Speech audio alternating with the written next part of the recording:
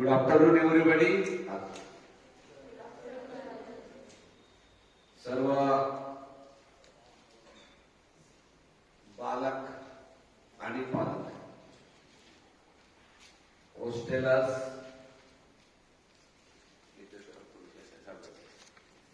आणि day scholars, गेले 10-11-12 तारखेपासून आपण शाळेतून सर्व गायब झालेले विद्यार्थी मित्रांनो, पालकांनो, तुम्ही गायब झाले होते. थोडं कोरोनाने तुम्हाला घाबरून दिलं आणि तुम्ही पडत्या फळाची आज्ञा असं म्हणतात. पडत्या फळाचे निमित्त, पालकांना निमित्त आणि बालकांना निमित्त गेल्या 50 वर्षापासून तळ हाताच्या फोडासारखे कधी लेकर सांभाळले. जरूर दादाजी कडक होते,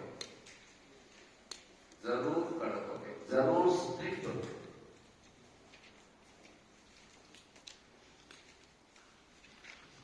रागीट होते, याला माझा छेद आहे. मी रागीट नव्हतो, कारण ती ऍक्टिव्हिटी संपली, तो उपक्रम संपला. तिथं झालेल्या चुका विद्यार्थ्यांच्या बालकांच्या एजन्सी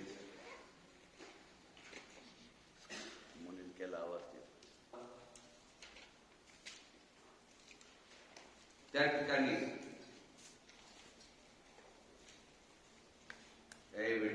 संपली. तो उपक्रम संपला की संपला. एका हँडरायटिंग चुकत आहे म्हणून रागवतोय, बोलतोय. हँडरायटिंग चांगलं झालं, विषय संपला. एकाच रीडिंग खराब आहे म्हणून रागवतोय, रीडिंग चांगलं झालं, विषय संपला. एकाचं गणित कच्चं आहे, ते चांगलं झालं, विषय संपला. एक शिस्त मोडतोय, तो शिस्तीने वागायला लागला, विषय संपला.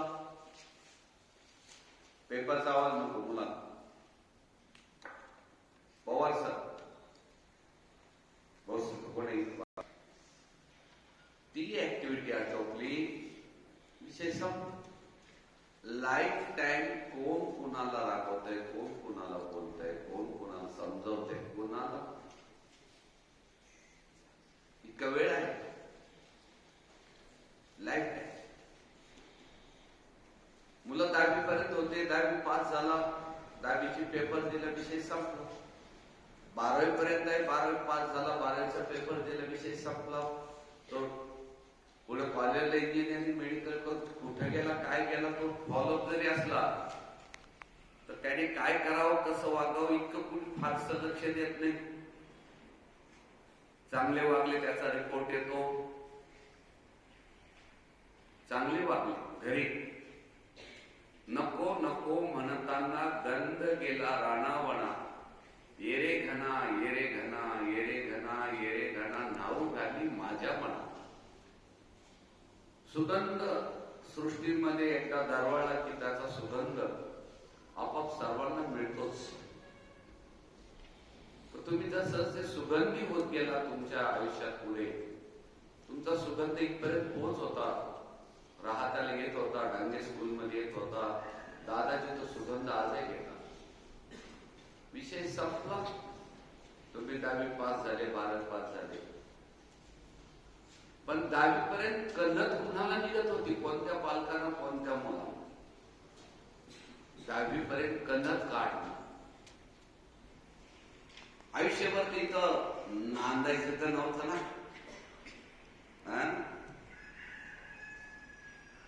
नांदत होतो नंद. आलं का लक्षात? नांदत होतो नंद. घरी जाण्याची नक्की काही आहे. भगवान कृष्णांना देखील घरी जाण्याची घाई होती. अगदी सहज म्हणायचे भगवान कृष्ण नंदाच्या घराला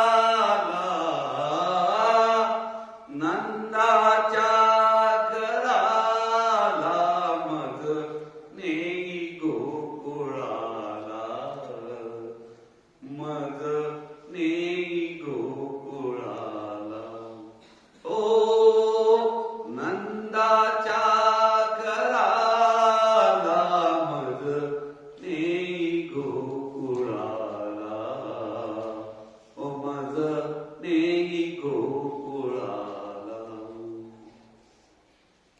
भगवान कृष्णालाही आपल्या नंद नगरीत जाण्याची बालपणीची इच्छा झाली. तुमचं तर घर आहे, तुम्हाला घरी जाण्याची इच्छा होणार आहे. 10वी नंतर 12वी नंतर उन्हाळ्याच्या सुट्टीत दीपावलीच्या सुट्टीत मध्ये एखादी सुट्टी असेल तर तुम्हाला घरी जाण्याची ओढ असायची. परंतु ज्यावेळेस एका वर्षामध्ये कोरोनाने जर 5-5 वेळा घरी जायची वेळ आली असेल आणि ती तुम्हाला ओढ लागू नये म्हणजे सर्वतोपरी प्रयत्न दादाजींनी केले, शिक्षकांनी केले, जीव ओतून केले. हवं ते खायला, हवं ते खेळायला, हवा तितक्या वेळ द्यायला आमच्या स्टाफने, विशेषतः हॉस्टेल स्टाफने स्वतःची जीवाची पर्वा न करता स्वतःला सांभाळून 3 वर्षामध्ये यांना कधी मी घरी जाऊ दिलं नाही. 10-20 किलोमीटरवर घर पण मुक्कामाला नको रे बाबा, तुम्ही घरी गेले तर एखादा अपवाद येईल, तुम्हाला तिकडे कोरोना झाला, तुमचा कॅरियर झाले इकडे लेकरांना माझ्या आपला त्रास झाला तर नव्हते जातो. माझे हॉस्टेलचे टीचर खूप जीवतून लेकरं सांभाळत होतो, सांभाळत आहोत. मला नाही वाटत की मेसची सुंदर व्यवस्था खूप छान, खेळ भरपूर देत होतो. पण हे सर्व करूनही सुट्टी आली का मुलं कुट्टी, सुट्टी आली का मुलं मारतात कुट्टी, जाण्याची घाई. जोपर्यंत मुलगा इथं आहे, लहान लहान लेकर, तोपर्यंत दादाजी दादाजी आता कोरोनाची सुट्टी लागली तरी मी घरी जाणार नाही बरं का, दादाजी मला घरी जायचं नाही बरं का. मुलं पॉलिशीवाले असतात, पॉलिशी, त्यांना माहिती दादाजीशी गोड गोड कसं बोलायचं. मुलं एकदम गोड बोलण्यात फार पट आहेत. नवीन जमान्यात कलियुग आहे, खूप गोड बोलतात. हो दादाजी आता मी जाणारच नाही, मला इथंच राहायचं. किती मुलांनी म्हणावं, जवळजवळ 500 हॉस्टेलच्या 450-500 मुलांपैकी 250-250 मुलं मला कायम पर्सनली भेटून म्हणायचे. मी म्हणायचो बरं झालं, किती छान. पालक देखील दादाजी आता जर सुट्टी लागली ना, या पिंट्याला न्यायचं असेल बरं का, इथंच ठेवायचं. मी लेखी देतो दादाजी, मुलीला इथंच ठेवा, मुलांना इथंच ठेवा. पवार साहेब हालचाल आहे, अजिबात घरी न्यायचं नाही दादाजी. आणि 10 तारखेला सुट्टी गव्हर्नमेंटने डिक्लेअर केली. 12 तारखेला A to Z सुनसान गीते सर, नवले सर, आपलं चालू द्यायचं. आपला चुकले फकीर मस्जिदीत, आपण बरे का मस्जिदीमध्ये, आपण चुकलेले फकीर. पालक हुशार, मुलं त्यांच्यापेक्षाही हुशार आहे ना. आणि म्हणून इतकं चक्क खोटं बोलतात, नाटकी बोलतात. आणि तुम्हाला मी सांगितलं, मला नाटकी पण आवडत नाही, खोटे पण आवडत नाही. स्पष्ट म्हणून तो माझा स्वभाव, जे रागवलं, प्रेम केलं, आवडले एव्हरीथिंग प्लीज ठीक आहे. म्हणून गणेश सराव द्या, गीते सर, मुलं घरी गेले 10 तारखेला, 11ला गेले काही 12ला गेले, एकही इथं थांबणार नाही.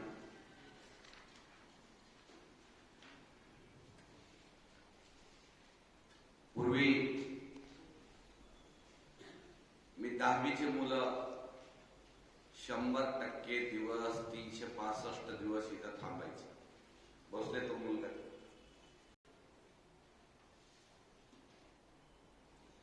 पुढे पुढे 10वीची ग्रॅव्हिटी, 10वीचं महत्व आता कोरोनामुळे कमी होत चाललंय. 3-4 वर्षामध्ये पेपर होतील ना होतील, झाले ना झाले, कसे तरी पोर्शन पूर्ण करायचं, कसं तरी पेपर द्यायचा, कसं तरी पास व्हायचं. मेरिटचा विषय कोणाच्या डोक्यात नाही. बोर्डातून पहिले 50 मुलं, पहिले 5 मुलं 95%, 98%, 100%. एक टक्केवारीचं मोठं स्वप्न लेकरांचं असायचं, जिद्द असायची, अभ्यास करायचे, डे नाईट अभ्यास करायचे. पहाटे मुलांना झोपा म्हणावं लागायचं, उठायचे पहाटे 3:30-4ला माझे लेकर.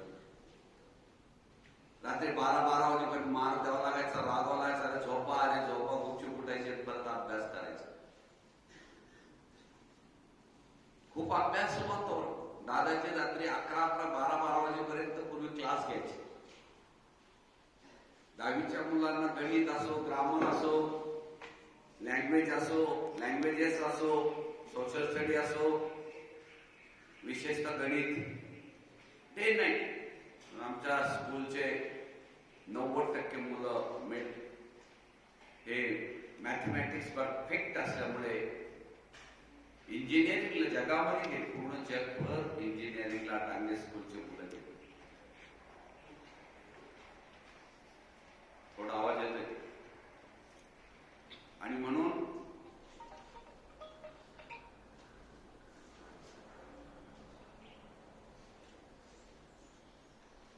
ठेवून मी थांबतो. गाणं म्हणायची वेळ येते, यार जिन्हें तुम भूल गए हो वो दिन याद करो. फार मोठा काळ नाही, 50 वर्षातला काळ तसा खूप छोटा आहे. मला तरी छोटा वाटतो, पण जो बदल खूप दिसून येतो तो भयानक मोठा वाटतो. मित्रांनो, आपण घरी गेला 10-12 दिवस मी आपल्याला काही फोन केले नाहीत, तुमचे फोन रिसिव्ह केले नाहीत, आणि तुम्हालाही फोन केले नाहीत. नाही केले. माझी तब्येत बरोबर नव्हती. मी आजच दुपारी मला बरं वाटतंय म्हणून व्हिडिओ करायला गेलो. चक्क ऊन पडलेले बाहेर. दाखवा पेपरच्या बाजूला फक्त दाखवा. गेलं वर ऊन दाखवा. ऊन, हा बस घ्या. कडक ऊन आहे. सकाळची थंडी कमी झाली. कोरोना कमी जास्त होतच राहणार आहे. त्यामुळे काल आमच्या जिल्ह्यामध्ये, महाराष्ट्रात काही ठिकाणी स्कूल सुरू झालेले आहेत. नगर जिल्ह्यात अजून त्यांनी 2-4 दिवस थांबा म्हणून सांगितलंय. सोमवारी स्कूल सुरू होणार होते, परंतु थोडं थांबायचं सांगितलं. बापू थांबले.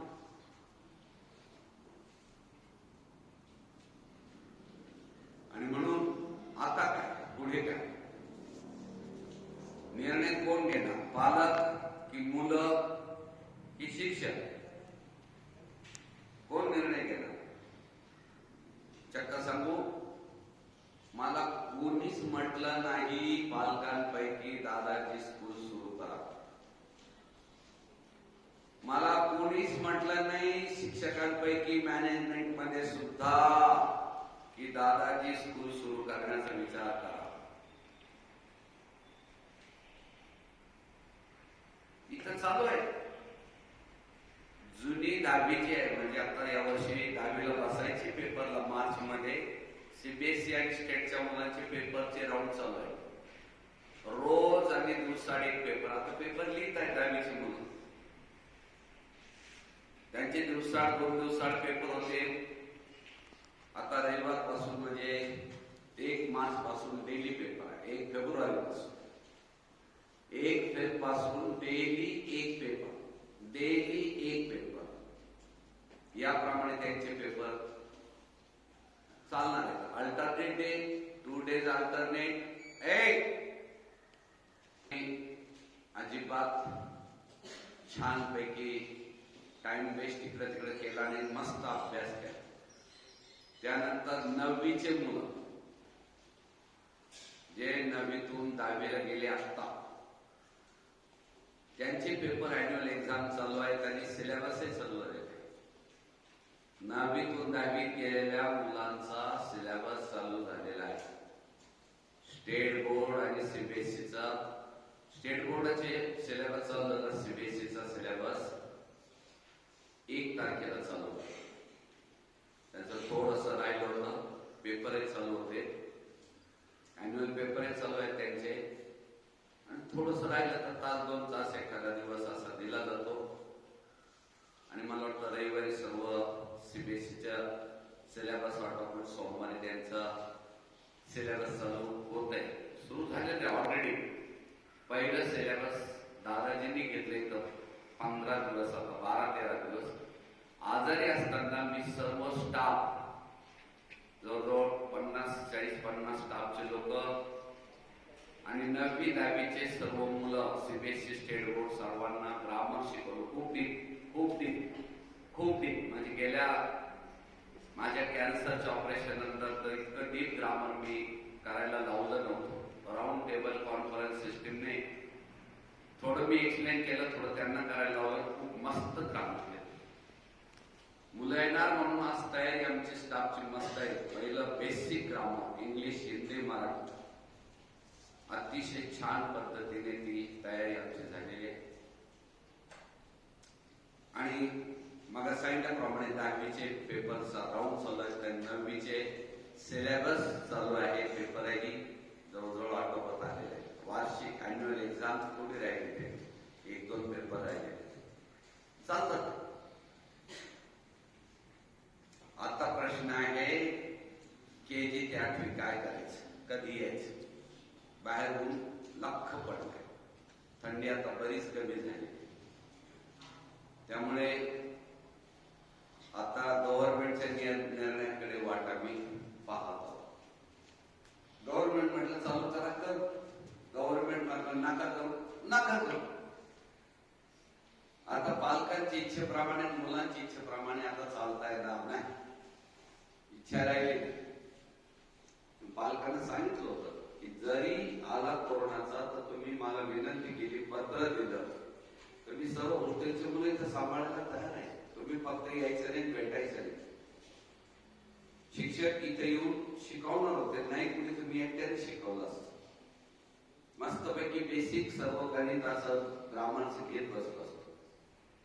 पण पालक थोडेसे गुडघ्याला बासिंग आणि उतावळा नवरा. मुलांचं हँडरायटिंग चांगलं झालं, त्यांना वाटलं वा वा वा झालं आता आटोपलं. रीडिंग थोडं चांगलं झालं, वा वा वा आता सगळं आटोपलं. नाही रे बाळ, निव्वळ हँडरायटिंग, निव्वळ रीडिंग चांगलं झालं नाही. दादाजींजवळ 10,000 ऍक्टिव्हिटी होत्या, त्या करून घ्यायच्या. शेकडो तरी नाही, हजारोमध्ये शेकडो ऍक्टिव्हिटी करून घेण्याची माझी इच्छा होती. नाही शेकडो तर काही डझन तरी करून घ्यायची इच्छा होती. पण मुलं ज्यावेळेस घेऊन जातात इंटरेस्ट जातो. म्हणून उतावळा नवरा गुडघ्याला बासिंग. थोडेसे 4-2 रुपये मुलांच्या चांगले झाले का त्यांना असं वाटतं आपलं आटोपलं आता झालं, मुलं चांगले बस आता घरी नेले तरी चालतील. मुलं घरी नेऊन आणखी बिघडून ठेवतात. आता बिघडलेले मुलं चांगले करत बसायला आम्हाला वेळ नाही. शिस्तीने राहिला, अभ्यास केला, थांबा. नाही राहिला, जा. बहुतेक करून एक उद्याचा किंवा परवाचा व्हिडिओ आता मी सोडतो, या बाजूने येतो. उद्या परवाचा व्हिडिओ माझा 2 दिवसानंतर परत येईल. व्हिडिओ करण्याचा इंटरेस्ट माझा कमी झाला. स्पष्ट सांगतो, तुम्हाला फोन करण्याचा, तुमचे फोन घेण्याचा इंटरेस्ट हे कमी झालं. एक वय झालंय आणि तेच राज्य परत तोच अवसान आणणं आता परत शक्य नाही. कोरोनामध्ये मी 2-3 वर्ष जगापेक्षा वेगळं माहिती तुम्हाला, पहिल्या कोरोनाच्या लाटेमध्ये 20-25 हजार किलोमीटर मी प्रवास करून महाराष्ट्रातील सगळ्या डे स्कॉलरच्या 99-90-95% मुलांच्या घरी गावोगाव फिरून आलो. इथे 70-80 मिटिंग घेतल्या.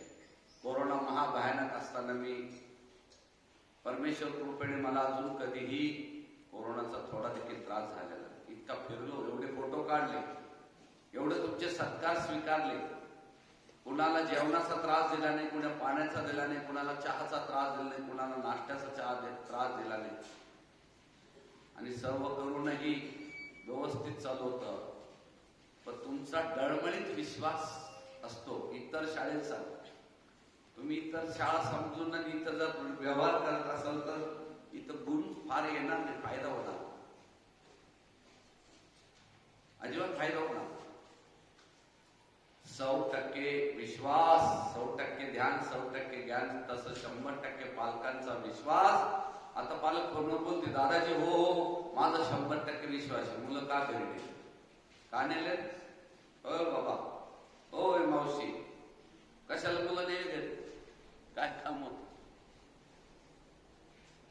कशा करता? डे स्कॉलरची वेगळी गोष्ट आहे. ते बोलवते येऊ शकतात, कोणत्या मिनिटाला इथे येतील, नाही बोलवत तर नाही यायचे. पण तुम्ही लक्षात ठेवलं नाही, तुम्ही हॉस्टेलच्या पालकांनी खर्च जादा केलेला आहे. व्यवहाराने जरी पाहिलं, डे स्कॉलरशिप मुलं 15-20 हजार रुपये खर्च करतात म्हणजे फार नाही तो.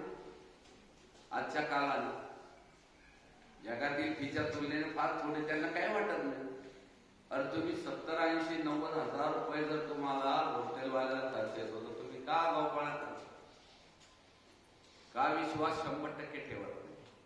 4 गोष्टी मिळाल्या का तेवढ्या घ्यायच्या पळायच्या, 4 गोष्टी मिळाल्या का तेवढ्या घ्यायच्या पळायच्या, मुलं घेऊन पळायचं. अरे रे अरे रे, मुलांचं प्रचंड नुकसान करतात तुम्ही पालक. आणि पुढे तुम्ही मुलांबरोबर घरी जाऊन 24 तास बसतात. कोण अभ्यास घेते? अहो एकाने सुद्धा एक फोन नाही आला दादाजी ऑनलाईन चालवा, एक फोन नाही आला दादाजी केव्हा यायचं, अजिबात. उलट एखाद्या 2 मुलांना थोडं रागवलं, बोललं तर सिनियर क्लासच्या मुलांच्या पालकांना इतकाच त्यांना राग येतो. लहान लेकर आहे ते ठीक आहे. आणि अशा स्थितीमध्ये आता उद्या जेव्हा गव्हर्नमेंट बनेल त्या दिवशी, ज्या दिवशी गव्हर्नमेंट, कोणची वाट पाहत होते तुम्ही? ज्या दिवशी गव्हर्नमेंट म्हणेल सुरू करा त्या दिवशी आम्ही सुरू करणार. पण येताना एकाच दिवशी सर्व हॉस्टेलचे मुलं तुमची तयारी करून ठेवा. आम्ही रोज रोज रिसिव्ह करायला थांबणार नाही. ज्या दिवशी सुरू झालं त्या दिवशी शिक्षक येतील, क्लासेस सुरू होतील. तुमच्याशी बसायला, तुमच्याशी बोलायला, तुमच्याशी चर्चा करायला, तुमच्याशी गप्पा मारायला, तुम्हाला एंटरटेन करायला आता मजजवळ एनर्जी नाही. प्लीज प्लीज, कोणत्याही पालकाबरोबर आता बसू शकत नाही, खूप थकलेलं आहे. या 10-15 दिवसामध्ये आजारामध्ये मी सांगतो, मी क्लास घेतला दिवसभर, क्लास अर्धा दिवस कधी 1 दिवस असा क्लास कंटिन्यू घेत होतो स्टाफचा आणि 9वी-10वीचा. मी जवळजवळ 12 दिवस अँटीबायोटिक घेतले. मला सर्दी पडशाचा त्रास होतो. मला काही कोरोनात अजून काही परमेश्वराने काही झटका दिला नाही. मला सांभाळलं देवाने, भगवंताने सांभाळलं. कदाचित माझं कार्य परमेश्वराला रुजू झालेलं आहे, मान्य झालेलं आहे, म्हणून एवढा पब्लिक मध्ये मिक्स होऊनही मी आजपर्यंत सुरक्षित उद्याचं पाहूया. तेव्हा आता ज्याला यायचं त्यांनी तयारी करून ठेवायची. एक ऐका, ज्या दिवशी सांगितलं त्या दिवशी तुम्हाला इथे यावं. दुसरा दिवस नाही. आम्ही 2 दिवसांनी येऊ का, 3 दिवसांनी येऊ का, 4 दिवसांनी येऊ का, नाही, त्याच दिवशी यायचं. 2 दिवस दिला व्हिडिओ येईल छोटासा. 2 आल्यानंतर येताना तुम्हाला कोरोना टेस्ट रिपोर्ट लागेल. फ्रेश लागेल 48 तासाच्या आतला.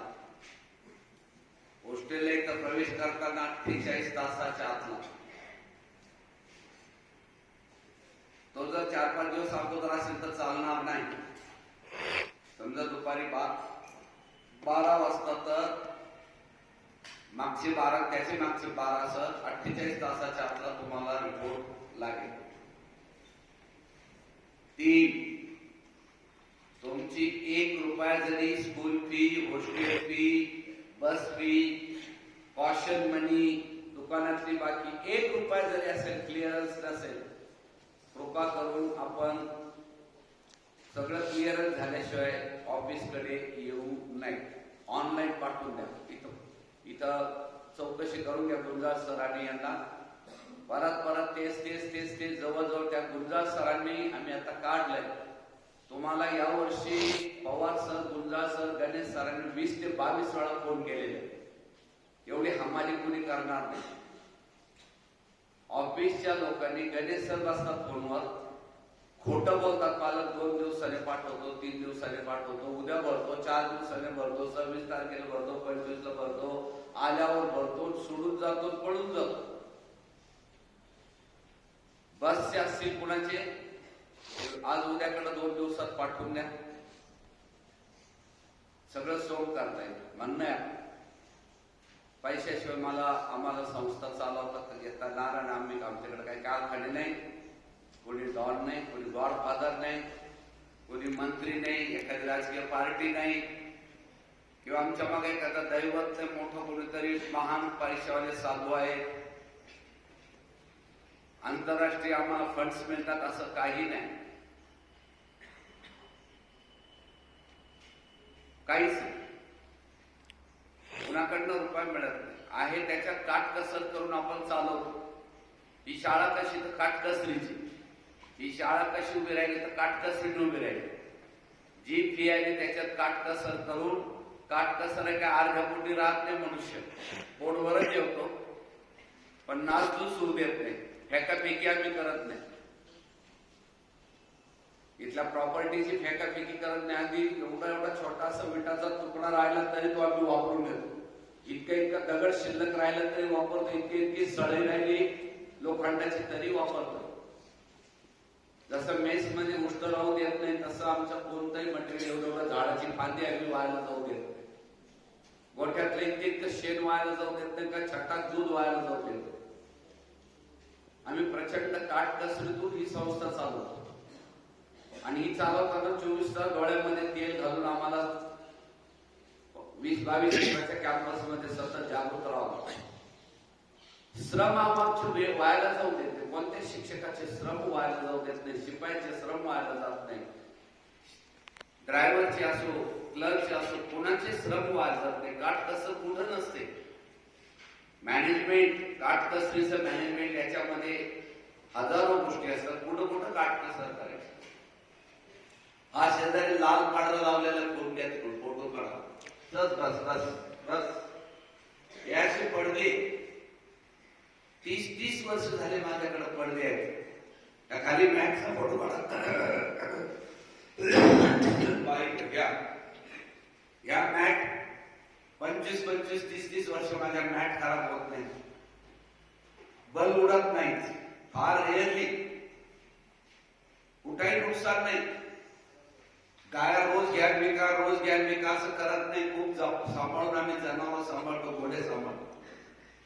15-15, 20-20 वर्ष घोडे, 15-15, 20-20 वर्ष जनावर आम्ही सांभाळले. पक्षी 10-10 वर्ष पक्षी आमच्याकडे टिकून आहे. प्रचंड काटकसर आहे. फर्निचर खूप सांभाळतो. दादाजींनी 50 वर्षापूर्वी जी पहिला टेबल आणि 2 खुर्च्या घेतल्या होत्या त्या अजून आहे. 50 वर्षापूर्वी सेकंड हँड टेबल आणि 2 खुर्च्या टेबल 250 रुपयाला घेतल्या होत्या. 250 रुपयाला एक टेबल आहे, लाकडी टेबल आहे, आणि 2 खुर्च्या आहेत लाकडी. 250 रुपयाला तर जपून ठेवलेले. त्यातली एक खुर्ची गोठ्यामध्ये आहे. प्रचंड काटकसर आहे. इथली माती, वाळू कशालाच वायाला जाऊ देत नाही. आम्ही निघालेलं गवत देखील इतकं गवत असेल तर त्याचं खत तरी करू नये तर तर चारा तरी करू. प्रचंड काटकसरीतून संसार उभा करायचा आहे, देश चालवायचा आहे. म्हणून ही शाळा काटकसरीची शाळा आहे. कुणाच्याही कुणाकडे ही डॉमिनेट झालेली संस्था नाही. कोणत्या एखाद्या मोठ्या एखाद्या उद्योगपतीच्या अंडर डॉमिनेट नाही, किंवा एखाद्या राजकीय व्यवस्थेच्या पुढे डॉमिनेट नाही, एखाद्या धर्मदाय गोष्टीच्या कुठंतरी एखाद्या मोठमोठ्या साधू संत महंताच्या अंडर डॉमिनेट नाही, कुठे डॉन नाही.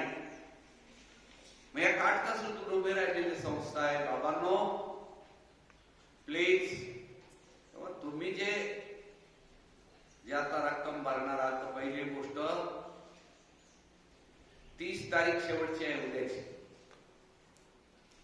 ज्याचं फार कॉशियसपणे क्लिअर चाललेलं आहे, 1 रुपया येणार नाही. कोणीही तिथं गेटवर जर म्हटले एक 5 रुपये राहिले नंतर भरतो तर मुलगा घेऊन नंतर या.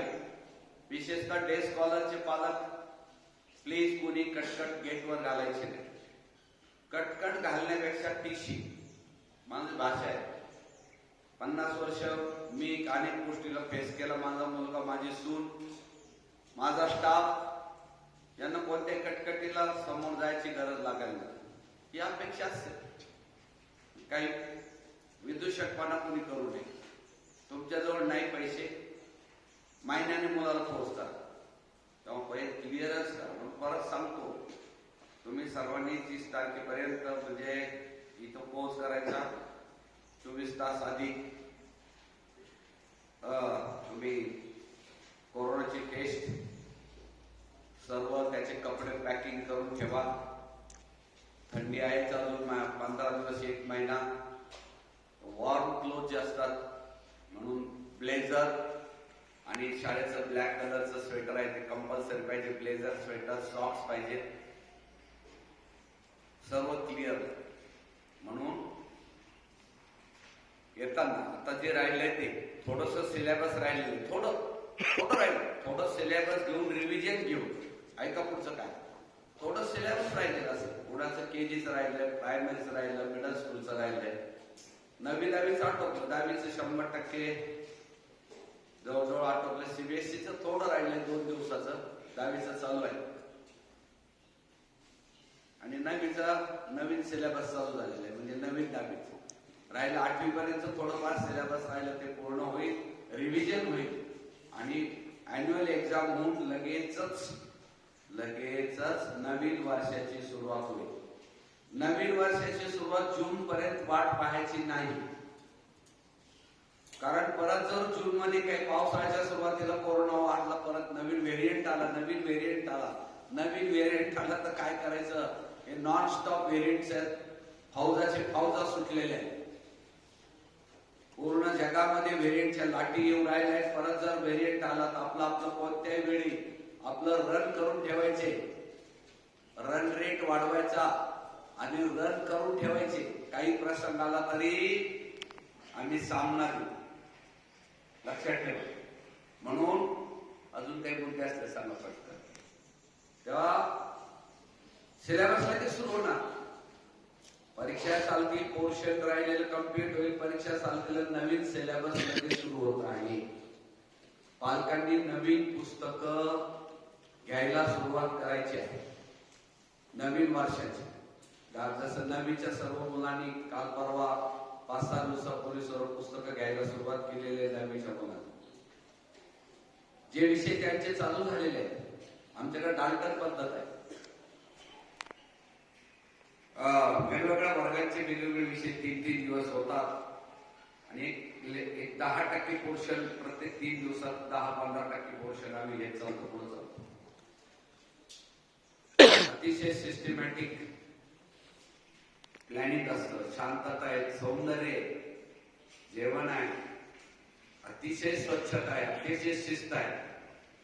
तुम्ही शिस्त मोडू नका. तुम्ही आता मुलं पोस्ट करायला येतात तिथं बोलून द्या, क्लिअरन्स घ्या, पळून जाऊ नका. पालकांनो प्लीज, 1-2च पालकांना शब्द बोलावं लागतात. 1000-100 एखादा पालक उचूक पळून जातो, जास्त नाही, पण अलाउड नाही. तुम्हाला कोणी मुलाला घेऊन जावा, सर्व क्लिअरच का इकडं फार मिक्स होतं. तुमच्याशी बोलायला बसायला आता शिक्षकांना वेळ नाही आणि मला एनर्जी नाही, मला एनर्जी नाही. ज्यावेळेस माझी तब्येत खूप छान होतो त्यावेळेस भाऊ काय करायचं, परंतु मुलांची सेवा मात्र परफेक्ट आम्ही देतो. तिथं खंड पडणार नाही. ते आमचं रक्त आहे, ते आमचं चॅलेंज आहे, ते आमचं व्रत आहे. ते आमचं व्रत आहे. आम्ही घेतलेला वसा आहे तो. मुलं घडवणे हा आमचा वसा आहे. मित्रांनो, तुमच्यावर, पालकांवर, समाजावर, सरकारवर आम्ही अवलंबून आहे. तो मी, माझ्या स्टाफने, माझ्या फॅमिलीने, आमच्या मॅनेजमेंटने घेतलेला वसा आहे.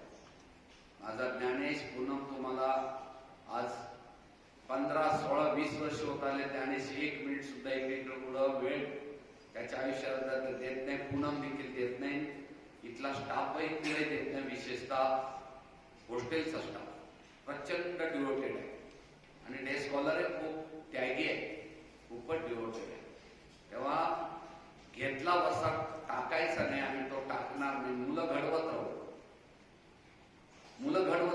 तुमच्याशी संपर्क आता कमी करायचा ठरवला खूपच, कारण वेळ द्यायचा नाही. कोरोनाची भीती आहे, तेव्हा कोणी आग्रह करायचा नाही दादाची भेटलेच पाहिजे. नॉट नेसेसरी, काहीच नाही. खूप जवळ आला तुम्ही, मी तुम्हाला खूप जवळ केलं, तुम्ही खूप जवळ आला, परंतु आता एनर्जी नाही. जे थोडंफार काही एनर्जी शिल्लक आणि आयुष्य थोडं जे शिल्लक आहे ते मला फक्त परत परत परत परत देवाने ते आयुष्य मला लेकरांकरता दिलेले, फक्त पालकांकरता मुळीच नाही, लेकरांकरता दिलेले. आता अजून इतक्या काही ऍक्टिव्हिटी अजून माझ्या स्वप्नात आहेत घ्यायच्या, आणि म्हणून त्या दृष्टीने तुमचं सहकार्य परत लक्षात ठेवा. तुमचा क्लिअरन्स करून, राहिलेला अभ्यासक्रम पूर्ण करून, परीक्षा घेऊन नवीन वर्ष लगेच सुरू करतोय आम्ही. तुम्हाला विचारायची गरज नाही. तुमचं मार्क्स क्लिअर करून नवीन ऍडमिशन तुमचे तुम्ही घ्यायचे. KG to 10वी पर्यंत ऍडमिशन तुमचं ज्याचं राहिलेलं त्यांनी पूर्ण करायचं. एक स्कीम होती मध्ये, ती स्कीम आता काही आवश्यकता नाही. आम्हाला संस्थेला काही लोकांचे देणं होतं म्हणून 18 ते 30,000 रुपये डिस्काउंट देऊन आम्ही ते पैसे लोकांचे देण्याकरता ती स्कीमचा वापरला. एका वेळी 30,000 रुपये जोग नव्हता, 30,000 रुपये, कमीत कमी 18,000 रुपयाचा, आणि हॉस्टेल बेस 10,000चा डिस्काउंट दिला होता. त्याचा फायदा खूप पालकांनी घेतला. ज्यांनी घेतला धन्यवाद, ज्यांनी नाही घेतला त्यांच्यावर नाराजी नाही, ते त्यांचं दुर्भाग्य. परंतु त्यांनी आता उर्वरित जे ऍडमिशन आहे ते 1 मार्च पूर्वी त्यांनी 100% म्हणजे 28 फेब्रुवारीपर्यंत त्यांनी ते क्लिअर करून घेऊन 10वीचं ऍडमिशनचा क्लिअरन्स करून घ्यायचे. वह्या पुस्तकं लगेच पुढच्या वर्षाचे घ्यायचे. पुस्तक स्टॉलमध्ये ठेवलेले आहे. जुन्या आहेत ते राहू द्या, त्यांचे लागतील महिना दीड महिना. आणि नवीन पुस्तकं तुम्ही खरेदी करून, नवीन वह्या खरेदी करून, नवीन स्टेशनरी. परत एक काटकसर करतोय की 1ली ते 10वी पर्यंत आम्ही दरवर्षी गेल्या 50 वर्षात 10 वह्या घ्यायला लावत होता. 10 वह्या, 10 नोटबुक्स, आता 6च घ्यायचे. 3 लँग्वेजला 3, Marathi, Hindi, English 3. Social study म्हणजे हिस्ट्री, जॉग्राफी मिळून 1च घ्या. फिजिक्स, केमिस्ट्री, बायो मिळून 1च घ्या. आणि अल्जेब्रा, जॉमेट्री मिळून 1च घ्या. म्हणून 1 गणित, 1 सोशल स्टडी, 1 सायन्स, अशा 3. आणि लँग्वेजला 3, अशा 6 नोटबुक्स फक्त घ्यायच्या. त्याऐवजी पालकांनी प्लीज डिक्शनरीचा प्रमाण वाढवा. सायन्स डिक्शनरी कंपल्सरी घ्या. सायन्स डिक्शनरी आणि इंग्लिश डिक्शनरी, आणि जमलं तर मराठी हिंदी डिक्शनरी घ्या. मराठीची डिक्शनरी, हिंदीची कोणत्या पब्लिकेशनची घ्या, परंतु English dictionary Wren and Martin compulsory. 5वीच्या वर रेन अँड मार्टिन पुस्तक कंपल्सरी. 5वी, 6वी, 7वी, 8वी, 9वी, 10वी पर्यंत रेन अँड मार्टिन लाल रंगाचं पुस्तक आहे. की बुक्स रेन अँड मार्टिन ते लाईफ टाईम तुमच्याजवळ. डिक्शनरी लाईफ टाईम तुमच्याजवळ. ॲटलास लाईफ टाईम तुमच्याजवळ असावं. Atlas life time, rain and Martin life time, science dictionaries life time, English Hindi Marathi dictionaries life time तुमच्याजवळ ठेवा. या सर्व पुस्तकांचा संग्रह वाढवा आणि मुलांना सहकार्य करा. हसत पोच करा आणि हसत घेऊन जा. किरकोळ कारकोळ गोष्टीच्या त्रुटी, मुलाला काय कमी हे विचारत बसू नका. काय मिळतं याच्याकडे लक्ष द्यायला सांगा. भगवंताने जे दिलं त्याचं कौतुक करा. जे कमी पडलं ते तुझ्या नशिबाने तुझी त्रुटी आहे. कारण जे काय नाही याचा विचार करू नका. जे काही मिळतं त्याचं कलेक्शन मुलाजवळ यादी पाहिजे. ज्यावेळेस घरी आल्यावर मुलगा सांगतो, बाबा आई मला 100 गोष्टीचा फायदा या वेळेस झालेला आहे, तरच तो मुलगा स्कूलमध्ये हॉस्टेलमध्ये यशस्वीपणे राहिलेला आहे. जो रडत बसतो एखादं कार्ट, मला हे नाही मिळालं ते नाही मिळालं, हा त्रास झाला तो त्रास झाला. अरे पब्लिक मध्ये गर्दीमध्ये थोडा त्रास सहन करावा लागला. आपल्या पायावर कुणाचा तरी पाय पडणारच आहे. थोड्या चेंगरा चेंगरीत आपल्याला थोडस भरडलं जावं लागतं. म्हणून आहे त्या स्थितीमध्ये त्याला टॉलरन्स कॅपॅसिटी त्याची वाढवा, त्याची सहनशक्ती वाढवा. मुलांना हट्टे खट्टे करा. खेळामध्ये माघार घेऊ देऊ नका. लक्षात ठेवा, एक बस तिथं समोर बस रे, एक लक्षात ठेवा की सगळ्यात एक वाईट गोष्ट या मागच्या वर्षापासून सुरू झाली आमच्याकडं. 1-2-4 मुलं असे सापडले 10वी मध्ये. मुली 1-2 सापडल्या, मुलं 2-3 सापडले. आम्हाला याच्यात भाग घ्यायचा नाही, आम्हाला त्याच्यात भाग घ्यायचा नाही. आम्हाला खेळायचं नाही, आम्हाला स्केटिंग खेळायचं नाही, आम्हाला बास्केटबॉल खेळायचं नाही. असं इथं तुम्ही ऍडमिशन घेताना एक गोष्ट लक्षात ठेवा की एव्हरीथिंग फॉर एव्हरीबडी. प्रत्येक गोष्टीत प्रत्येकाने भाग घ्यायचा असतो. तुम्ही भाग घ्यायचा का नाही, मग उरलेल्या वेळेला तुम्ही दुसरीकडे काही करणार, त्याच्यावर लक्ष कोण देणार, कोण तुमची काळजी घेईल? तुमच्याकरता स्पेशल परत दुसरा विभागाला कोण लक्ष देणार? तेव्हा ही जी वृत्ती असेल एखाद्या मुलाची, एखाद्या मुलीची आणि एखाद्या पालकाची, का माझ्या मुलाला ही ऍक्टिव्हिटी नको ती नको, तर ते तुमचा निर्णय घ्यायचा. मुलाला ऍडमिशन ठेवू नका. सगळं काय हा पेड ऍक्टिव्हिटी जी आहे ती तुम्ही नका घेऊ. पेड ऍक्टिव्हिटी जसं एखादी ट्रिप आहे, आम्ही सांगितलं सिंगापूरला ट्रिप आहे 10वीची, आम्ही सांगितलं हैदराबादला ट्रिप आहे, आमच्या सांगितलं शिमल्याला ट्रिप आहे, राजस्थानला ट्रिप आहे. नका घेऊ बा. पेड ऍक्टिव्हिटी पैसा जास्त लागतो तर नका घेऊ. पण जी ऍक्टिव्हिटी पेड नाही, फ्री आहे आणि थोडासा खर्च तुम्हाला ती वस्तू घेण्याकरता लागत तर ती घेतलीच गेली पाहिजे. त्या दृष्टीने पालकांनी मनाची तयारी ठेवा. ज्या पालकाला काही करता 10वी पास होईपर्यंत, मुलगा 12वी पास होईपर्यंत रिलेशन मेंटेन करता येते, तो यशस्वी पालक आहे. ज्या पालकाला ते नातं टिकवता येत नाही, शाळा अपयशी, शाळा यशस्वीच आहे, शाळा 50-60 वर्षापासून मस्तपैकी चालू आहे, तुम्ही अपयशी आहात. म्हणून अपयशी व्हायचं नाही, फायदा करून घ्यायचा. नाराज होण्यापेक्षा, रुसण्यापेक्षा, रागवण्यापेक्षा फायदा मुलांचा करून घ्या. फायदा करून घ्या, मुलांचा फायदा करून घ्या. बहती गंगा है, हाथ धो लो, बहती गंगा है, स्नान कर लो, बहती गंगा है, पवित्र बना लो अपने बच्चों को. यस, सर्वांनी त्याचा पुरेपूर फायदा घ्यायचा.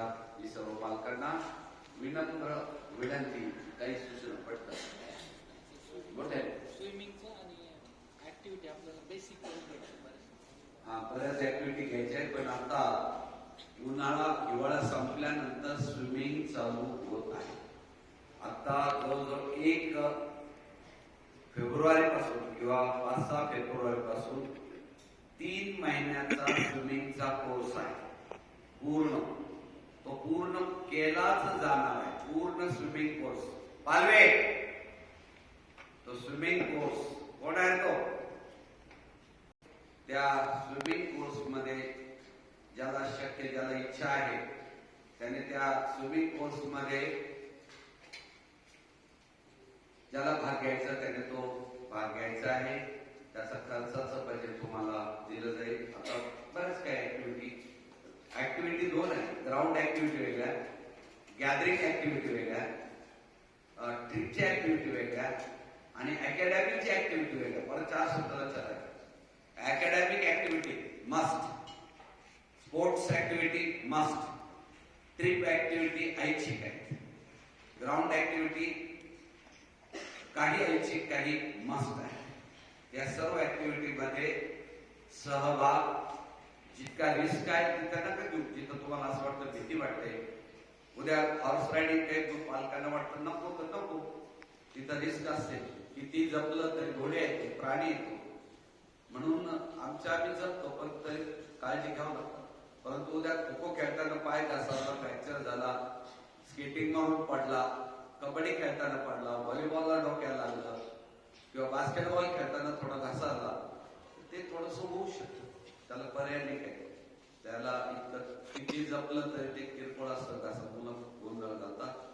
परंतु एक आहे, मुलांना फक्त ती येताना शपथ घालायची, बाबा कोणत्याही बेशिस्तीमध्ये तुझं नाव आलं नाही पाहिजे. मुलीलाही सांगू, मुलालाही सांगू, बेशिस्त, जेणेकरून मॅनेजमेंट, स्टाफ आणि दादाजी नाराज होतील अशी एकही ऍक्टिव्हिटी करू. जमलं तर तू लाडका हो, सर्वांचा लाडकी हो, लाडका हो, पण कमीत कमी तुझ्याबद्दल नाराजी शिल्लक राहायला नको कोणत्या अशा पद्धतीने तू अचिव्हमेंट कर, असं एकदा सर्व पालकांना तुम्ही नक्की आव्हान करायचं. पुढे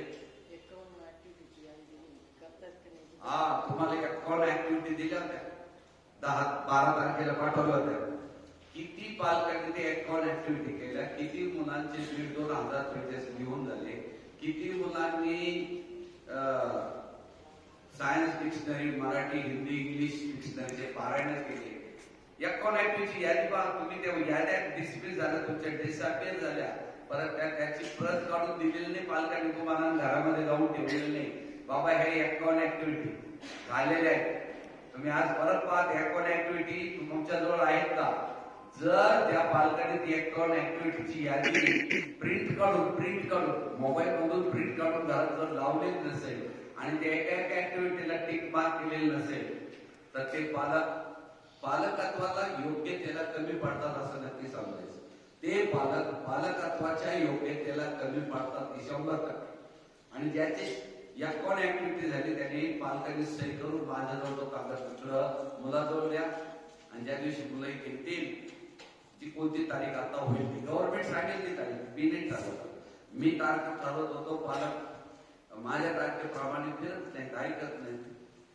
मला मुलं घरी नकोच होते, असं कोणतंच हॉस्टेल उलट आहे जगामध्ये, एक उलट आहे. मला मुलं घरी नको होते हॉस्टेलची, मला मुलं घरी गेले मला अजिबात आवडलेलं, कुणाचीच गरज नव्हती, कुणी घरी न्यायची गरज नव्हती, अजिबात गरज नव्हती. आम्ही कुणाला कंपल्सरी फक्त डिक्लेअर केलं होतं गव्हर्नमेंटने, असं केले, काय करायचं का. त्यामुळे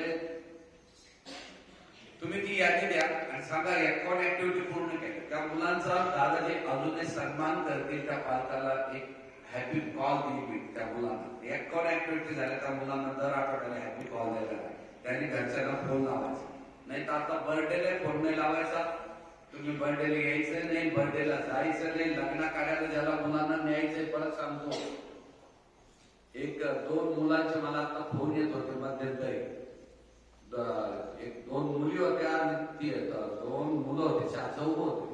त्यांचे फोन यायचे, दादाजी काय चालू, त्यांचं फोन मी फोन नाही रिसिव्ह केला त्यांचा. कारण त्यांच्या पालकांना सांगितलं घरी घेऊ नका ना लग्नाला, ते मुलं ऐकत नाही, पालक तर ते विचित्रच. एखादा 2, 5, 6, 7 दिवस मुलांना घरी नेतात, लग्नाला नेतात, खूप दिवस घरी ठेवतात. त्या पालकांशी मला अजिबात संपर्क ठेवायची इच्छा राहत नाही, त्या मुलांशी संपर्क. त्या मुलांची फोन यायची की दादाजी, त्यांना वाटायचं दादाजी 4-4, 5-5, 6 फोन मिस कॉल मला दिसायचे. मिस कॉल पाहिजे, मला काही फोन करता येत नाही, मला इंटरेस्ट नाही राहिला. तुम्हाला जर रजा कायम पाहिजे, कायम घरी पाहिजे, आणि मला काय करत नाही, रग्गेल शब्द माझा ऐका, माझ्या आईची भाषा आहे, माझ्या वडिलांची, रग्गेल पालक, रग्गेल पालक. नेऊ नको म्हटलं का ऐकायचंच नाही, काय करायचं का. तिथं आपण मेसेज जर दिला तर मग तुम्हाला न्यायचंच 5-7 दिवस, तर मग टीसी घेऊन जा. ते माझं हो टीसी घेऊन. असे पालक एज्युकेटेड आहेत, चांगले शिकलेले आहेत, मी नाव नाही घेत, परंतु असे काही पालक आहेत की नको एवढ्या कोरोनाच्या सुट्ट्या घेऊन कशाला जात मारायला, परत तुम्ही नेता, परत आम्ही काळजी करायची. आम्ही सांगतो की त्या मुलांना आम्ही बाजूला ठेवायला 3-4 दिवस, तेव्हा ठेवा बाजूला ठेवा, काय आमचं काय अपेक्षा नाही. म्हणजे त्यांची स्पेशल व्यवस्था, त्यांना जेवण स्पेशल, रूम स्पेशल, त्यांना केअर करणारा केअर टेकर टीचर वेगळे, त्यांचे औषधं मिळाले का नाही, परत त्यांची ताप वाढतात का नाही, खोकला येतो का नाही, एवढी काळजी करायला कोणी एवढं बांधलेलं नाही तुमचं, कोणी सांगितलं बांधलं. प्लीज, ज्याला मुलांना आता घरी न्यायचंय, लग्नाला, उद्घाटनाला, दुःखाला काहीच घेऊ नका, काहीच गरज नाही. दुःखाला गरज असेल तर मीच पाठवतो, एखादा दिवस जाऊन या. पण तुम्ही 4-4, 5-5 दिवस दुःखाला घरी नेतात. काय घडलेले काही मुलांचं, काही मुलांचं काय घडलेलं.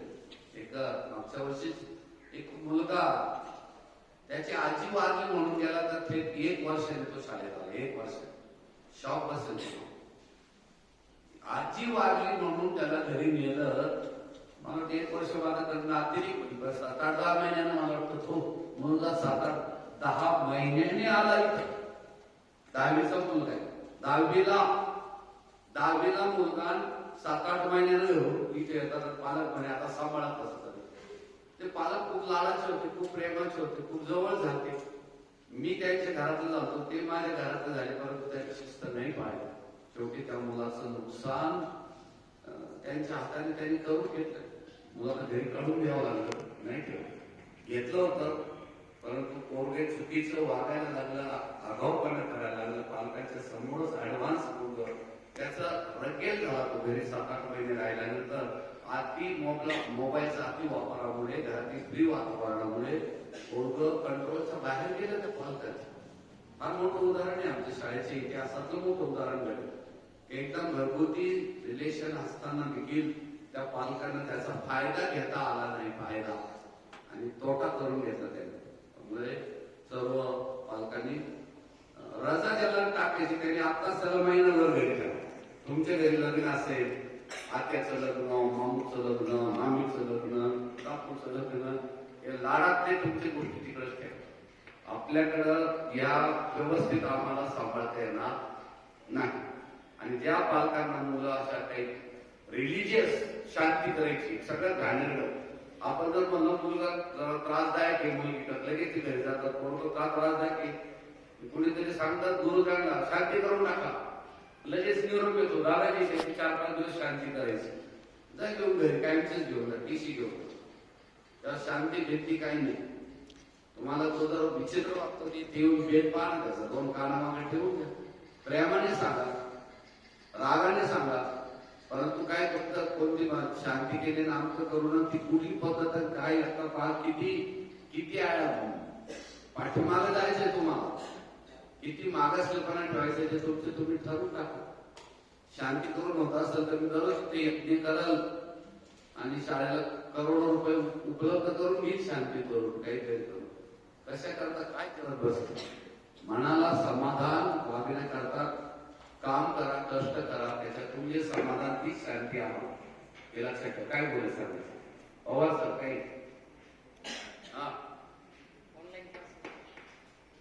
नाही कोणतंच नाही, काही नाही, कुणीच आहे काहीच. हा बस तुम्ही आता ते राहिलेला अकाउंट ऍक्टिव्हिटी करा. ऑनलाईन क्लास वगैरे काही नाही, काही नाही. अकाउंट ऍक्टिव्हिटी पूर्ण करा. मुलांजवळ मोबाईलच देऊ नका, तोच तो मोठा रोग आहे, महारोग आहे तो. मुलांच्या हातात मोबाईल हाच रोग आहे. आम्हाला 3 महिने गेले, 10वी मध्ये 8-10 मुलं सापडले आम्हाला की त्या मोबाईलने अगदी महारोग इथं शाळेमध्ये निर्माण केला होता कारखान्याने. चोरून मोबाईल करणं, अंक करणं, बाहेरच्या लोकांचे मोबाईल घेणं, फार प्रमाण त्याचं वाढलं. 9वी, 10वी, 8वी, 9वी, 10वी मध्ये मोठ्या मुलांजवळ चोऱ्या करायला आयडिया असतात, बुद्धिमान असतात, वयस्कर असतात आणि रकेल बनतात, घाणेरडे बनतात. म्हणून मोबाईलचं काही समजून पाहिजे तर तुम्ही लॅपटॉप घेऊन द्या आम्हाला. त्या लॅपटॉप पुढच्या वर्षी 10वीला सगळे लॅपटॉप द्या. आमची तयारी, लॅपटॉप द्या गॅरंटेड, की बिघडले चांगले ते आमची जबाबदारी, आम्ही तुम्हाला लॅपटॉप घ्यायला परवानगी देऊ. द्या आणून सर्व लॅपटॉप. चला ते मोबाईल फेकायला फेकले. तर त्याप्रमाणे आता परिस्थिती होईल. अजून काही लागलं तर आम्ही सूचना करू. हा खूप दिवसानंतर 10-15 दिवसानंतर. आणि मला जे आता मी बोलतो की तुम्ही व्हिडिओ सबस्क्राईब करत नाही. मी तुम्हाला सांगितलं एका पालकाने 100 ठिकाणी सबस्क्राईब करा. ते सबस्क्राईब केले जात नाही, पाठवले जात नाही. हा एक मोठा दोष आहे. तुम्ही पाहते घरातले सगळे लोक पाहत नाहीत. घरातील सर्व लोक मोबाईल पाहत नाहीत. फक्त आई पाहते तो वडील नाही, वडील म्हणतात तू ऐकलं का रे? हो ऐकलं. काय म्हटले सर, काय म्हटले दादाजी? बस परस्पर एखादा विरोध येतात. असं कुणी करायचं असेल तर ते तुम्हाला लागला, तुमचं नशीब तुमचं. परंतु लक्षपूर्वक सर्वांनी दिलेल्या सूचना पाळाव्यात. सर्व पालकांना बाय करा म्हणून आमचे डे स्कॉलरचे मुलं मुली इथे पेपर चालत आहे, परंतु त्यांनी तुम्हाला हात जोडा, सर्वांना नमस्कार करा. नमस्कार. ओम शांती शांती.